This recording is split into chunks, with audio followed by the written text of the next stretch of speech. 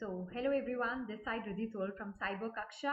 So basically आज का जो वीडियो है वो बहुत इंटरेस्टिंग होने वाला है एंड आज का टॉपिक है API अटैक्स। आप लोग सब जानते हैं कि वेब एप्लीकेशंस क्या होता है, ठीक है ना। और वेब एप्लीकेशंस में जो डेटा ट्रांसफर होता है वो मेनली आज के टाइम पे APIs के थ्रू होता है। तो जब हम APIs की बात करते हैं और जब डेटा हमारा ट्रांसफर API के थ्रू होता है तो डेफिनेटली अटैकर्स अटैक भी APIs पे लगाते हैं। कौन से वो अटैक्स होते हैं, कितनी तरीके के वो अटैक्स होते हैं, किस तरीके से हम उन अटैक्स को मिटिगेट कर सकते हैं, उसका कोई छोटा सा एग्जाम्पल हम देख सकते हैं क्या कि किस तरीके से API पे अटैक लगता है, कैसा अटैक लगता है। तो आज हम वही चीज डिस्कस करेंगे। तो सबसे पहले आप सबको बहुत बहुत थैंक यू आज की वीडियो में आने के लिए and happy independence to all of you. अब फटाफट से करते हैं, छोटी सी वीडियो बनाइए आप लोगों के लिए जिससे आप बहुत जल्दी बहुत अच्छे ढंग से इसको देख सकें। So what is an API? So API basically क्या होता है, अगर हम एपीआई की फुल फॉर्म देखें तो एप्लीकेशन प्रोग्रामिंग इंटरफेस, और ये एक तरीके से मींस एक तरीके से ये रूल्स और प्रोटोकॉल्स होता है that allow one software application to interact with another. आप लोगों ने सुना होगा। अब आप अगर उस चीज को भी और सिंपली वे में लें तो हम देख सकते हैं जैसे बैंक की एपीआईज होती है। अगर मेरा बैंक यूको बैंक है या आईसीआईसी बैंक है और मैं फोन पे, गूगल पे, बहुत सारे डिफरेंट डिफरेंट मोड्स मैं पेमेंट के यूज कर सकती हूँ, ठीक है ना। और मेरा आईसीआईसी बैंक से पैसा कटता जाएगा वेर एवर मैं उसको स्कैन करूंगी, ट्रांसफर करूंगी। होता है ना, हमारे बैंक अकाउंट लिंक होते हैं। तो वो लिंक कैसे होते हैं, फोन पे से आईसीआईसी बैंक लिंक कैसे है? एपीआई अटैच करके। तो एपीआई एक ऐसा फिनोमिना होता है जो कि अटैचमेंट लेता है, मींस वो डेटा इंटरैक्ट कराता है, एप्लीकेशन अपनी एप्लीकेशन को सामने वाली एप्लीकेशन के साथ इंटरैक्ट कराता है, ठीक है। So API defines the method and data formats that applications can use to communicate with each other, enabling different software systems to work together. APIs are widely used in web applications, mobile apps, cloud services. So, और अब अगर हम API की बात करें तो इधर भी हमारे पास ऑथेंटिकेशन, ऑथराइजेशन, सेशन मैनेजमेंट, ये बहुत सारे ऐसे अटैक्स होते हैं। अब अगर हम बात करें एपीआई की तो जैसे हमारे पास मोबाइल एप्लीकेशन के ओवास टॉप 10 होते हैं, वेब एप्लीकेशन के ओवास टॉप 10 होते हैं, उसी तरीके से हमारे पास एपीआई के भी ओवास टॉप 10 होते हैं। तो आप देख सकते हैं 2019 में ये था, 2023 में ये आया है। ऑलमोस्ट सब सेम है लेकिन थोड़ी सी जगह नाम चेंज हो गया है जिसको हमने न्यू कंसीडर कर लिया है, और कुछ जगह जो थर्ड पर था वो फोर्थ पे आ गया या फर्स्ट पे आ गया, तो इस तरीके से शिफ्टिंग हो गई है, ठीक है ना। तो ब्रोकन ऑब्जेक्ट लेवल ऑथराइजेशन होता है, ब्रोकन ऑथेंटिकेशन होता है, broken object property level authorisation होता है, अनरिस्ट्रिक्टेड रिसोर्स कंजम्पशन होता है, ब्रोकन फंक्शन लेवल ऑथराइजेशन। तो ये बहुत सारे डिफरेंट डिफरेंट तरीके का है। इसका पेड कोस्ट बहुत जल्दी रिलीज होने वाला है एंड वो कॉम्बो होगा स्पेशली मोबाइल एप्लीकेशन का, एपीआईज का एंड सोर्स कोड का। और ये तीनों के तीनों कोर्स आज के टाइम पे बहुत डिमांड में है कंपनीज में। अब एपीआईज वल्नेबल कैसे होती है? एपीआईज वल्नेबल होने का सबसे इंपॉर्टेंट रीजन होता है कि इम्प्रॉपर ऑथेंटिकेशन एंड ऑथराइजेशन। अगर आप बिल्कुल नए हैं सीरीज के लिए, हालांकि ये अभी आज ही वीडियो मैंने नया शुरू किया है, अगर आपको बिल्कुल ऑथेंटिकेशन और ऑथराइजेशन के बारे में नहीं पता तो मेक अ नोट, हमारी पहले की वीडियोस देख लो, हैकर ब्लॉग पे वीडियोस देख लो जहाँ पे ऑथेंटिकेशन एंड ऑथराइजेशन आपको बता रखा है। फिर हमारे पास आता है लैक ऑफ इनपुट वैलिडेशन। अगर इनपुट प्रॉपर नहीं है तो ऑब्वियसली इनपुट वैलिडेशन प्रॉपर नहीं है तो ऑब्वियसली अटैक लगेगा। सेंसिटिव डेटा एक्सपोज हो रहा है, अगर कोई एपीआई हमने चेक करी या उसको बर्ब सूट में बाइंड किया और अगर उसके थ्रू सेंसिटिव डेटा रिलीज हो रहा है तो ये भी एक वल्नरेबिलिटी है। Rate limiting issues, rate limiting issues में क्या आएगा कि किस तरीके से अटैक्स लगते हैं।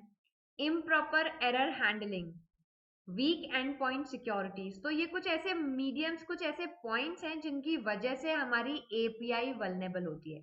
आई थिंक आप लोगों को एपीआई समझ में आ गया है कि एपीआई क्या होता है। एपीआई एक तरीके से ऐसा पैसेज है जो कि यहाँ से वहां एक कम्युनिकेशन बिठाता है। ठीक है, सबसे सीधी सादी लैंग्वेज में आप ये समझ सकते हैं। अब अगर हम इसके मिटिगेशंस देखें तो एक बार पहले हम मिटिगेशंस भी देख लेते हैं, फिर हम प्रैक्टिकल की ओर चलेंगे। मिटिगेशंस में क्या आ जाएगा कि आप स्ट्रॉन्ग ऑथेंटिकेशन रखें, स्ट्रॉन्ग ऑथराइजेशन रखें, वैलिडेशंस प्रॉपर रखें, डेटा इंक्रिप्शन प्रॉपर रखें। फिर हमारे पास आता है रेट लिमिटिंग। कई बार ब्रूट फोर्स हो जाता है, तो हमारे पास रेट लिमिटिंग ऑप्शन रहना चाहिए जिससे कि हम उसके स्ट्राइकिंग को कंट्रोल कर सकें। Error handling, regular sensitive audits, comprehensive logging and monitoring. ठीक है ना, तो ये सारी चीजें एक मिटिगेशन के सॉर्ट ऑफ में है। और अब अगर हम बात करें, जैसे रेगुलर ऑडिट्स रहनी चाहिए जिसकी वजह से हम ये फाइंड आउट कर सकते हैं कि अगर आपने कोई फीचर नया ऐड किया है, कोई आपने चीज नई ऐड करी है, तो उसकी वल्नेबिलिटी कितनी है, वो कितना सिक्योर है, उसके बारे में हम जान सके। ऑलराइट, अब कुछ केसेस क्या आते हैं, जैसे जनरली अगर हम एपीआई की बात करें तो एपीआई में कुछ ऐसे पॉइंट्स, जैसे हमारे पास मेथड्स होते हैं ना, उसी तरीके से हमारे पास एपीआईज में मेथड्स होते हैं। गेट होता है, पोस्ट होता है, पुट होता है, डिलीट होता है। तो अब इनका तो मतलब पता है, गेट का मतलब पता है, पुट का मतलब पता है, पोस्ट का मतलब पता है, डिलीट का मतलब पता है। एक्चुअली अगर हम टर्म से समझे तो हमें समझ में आएगा, डिलीट करने के लिए काम आता है, पुट करने के काम आता है, डेटा को गेट करने के काम आता है, डेटा को नया क्रिएट करने के लिए पोस्ट यूज आता है। अगर हम बात करें अब डिलीट, तो पैच, तो पैच क्या करता है, पैच के टाइम पे हम ईमेल एड्रेस को, means changing the only users email address without affecting other fields. अगर आप दूसरी फील्ड्स को चेंज किए बिना अगर ईमेल एड्रेस को चेंज कर पा रहे हैं तो फिर वहां पे पैच आता है, और उसके थ्रू हम रिकॉग्नाइज कर सकते हैं कि ये वल्नेबिलिटी पॉसिबल है या नहीं। ठीक है, तो अब अगर अभी भी जो ऑब्वियसली बिल्कुल नए हैं, क्योंकि आज ये बिल्कुल नया टॉपिक आया है, तो अब ऑफ कोर्स ये तो कंफ्यूजन रहेगा कि ये क्या था। समझ आ गया, बट फिर भी एक प्रैक्टिकल मिल जाता तो थोड़ा मजा आ जाता, राइट। तो हम इसका प्रैक्टिकल देखते हैं क्विकली।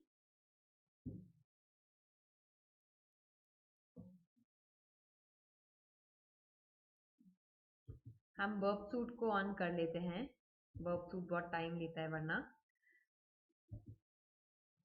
हम एप्लीकेशन को भी ऑन कर लेते हैं।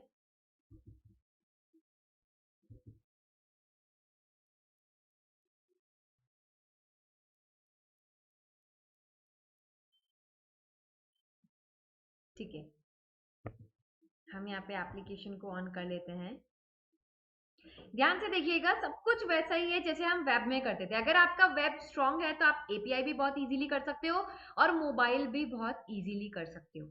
तो सबसे इंपॉर्टेंट है आप एपीआई पे ध्यान, सॉरी, आप वेब एप्लीकेशंस पे थोड़ा ध्यान लगा के रखें। अगर जल्दी से ध्यान लगाते हैं तो अच्छा कर लेंगे। ठीक है ना, तो हम मैनुअल सेटिंग करेंगे। मैं हमेशा अपनी वीडियो में मैनुअल ही करके दिखाती हूँ। अब देखिए यहाँ पे क्या है, हम पहले माय अकाउंट पे जाएंगे, ईमेल एड्रेस रखेंगे वीनर एंड पीटर। ठीक है, अब अगर हमें पता है कि एपीआई क्या काम करती है तो ऑब्वियसली हमें ये भी पता चल जाएगा कि उसका यूज क्या होता है, किस लिए वो यूज आती है। ठीक है ना, यहाँ पे हमारे पास लॉगिन हो गया। अब हमने ये देखा था अगर हम पैच इसमें लगाते हैं तो उसके लिए हमें क्या करना पड़ेगा, हम इसमें कोई डिफरेंट सी अपडेशन देते हैं ईमेल का। अगर वो भी अपडेट हो रहा है और वो हमें वर्ब सूट में दिख रहा है तो यहाँ पे देखिए अपडेटेड वाले में पैच यहाँ पे दिखेगा। इसको खोलिए, इसको लेके चलिए रिपीटर में। अब सबसे इंपॉर्टेंट टास्क क्या है, यहाँ पे पैच आया है। पैच क्या करता है, ईमेल एड्रेस पे वर्क करता है। ठीक है ना, ईमेल एड्रेस को changing only users email address without affecting other field, और हमने चेंज कर लिया। तो अगर ईमेल एड्रेस चेंज हुआ अगर हम यहाँ पे और यहाँ पे चेंजेस लाएं तो क्या कुछ हो पाएगा? तो हम पैच की जगह अगर डिलीट करते हैं और वीनर की जगह कार्लोस करते हैं तो क्या ये अकाउंट डिलीट कर देगा? हाँ, स्टेटस आ गया user deleted and it has completed the task. तो देखिए एपीआई कितनी ज्यादा सिंपल है। सिंपल एज इन यहाँ पे बहुत इजीली हमने फाइंड आउट कर लिया। कैसे? अगर हमें मेथड्स पता है कि एपीआई में कौन कौन से मेथड यूज होते हैं तो उसके बिहाफ पे अगर हम चेंजेस करते हैं तो वो हमें फाइंड आउट करके दे देगा बग। और इस तरीके से एक अटैकर एपीआई को भी अटैक कर जाता है। सो होपफुली आप लोगों को ये शॉर्ट एंड स्वीट वीडियो आज इंडिपेंडेंस डे की समझ में आई हो। प्लीज इसकी प्रैक्टिस जरूर कीजिएगा। कोई डाउट आता है तो बताइएगा, ठीक है? Please do right in the comment window कि आपको कैसा लगा। कल मैं नई वीडियो लेकर आऊंगी इसी से रिलेटेड। मेक अ नोट, आप उसको ट्राई करूंगी मैं लाइव पे आऊं। अभी लाइव में थोड़ा सडन एकदम इशू आ गया था तो इस वजह से मुझे वीडियो अपलोड करनी पड़ी। ठीक है, thank you so much, have a nice day, bye bye.